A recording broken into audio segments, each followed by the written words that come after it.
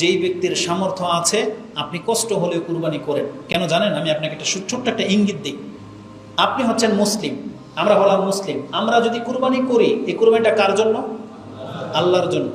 আর আপনি কি জানেন হিন্দুরাও তো কুরবানি করে, করে না? বৌদ্ধরাও করে, হিন্দুরাও করে, খ্রিস্টানরাও করে। নেপালে অনেক দেখেছি যে মহিষ ওরা ওই কূপ দেয় এই মহিষকে গর্দানে, ওরা তো আমাদের মতো জবাহ করে না, কিন্তু ওরা বলি চড়ায়। ওই পশুগুলোর কি মূল্য আছে না নাই? নাকি ওগুলো সস্তা? তাহলে ওগুলোর তো মূল্য আছে।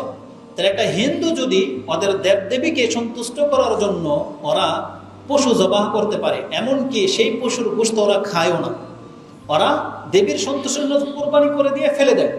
আর আমাদের আল্লাহ সুবহানাহু ওয়া তাআলা আমাদের শুধু বলেছেন তুমি কুরবানি করো, গোশত রক্ত কিছুই আমি আল্লাহ চাই না, শুধু তোমার নিয়তটা দেখতে চাই। এই টাকার গোশত তুমিই খাও, আমরা নিজেরা গোশত খাবো, নিজেরা উপকৃত হব।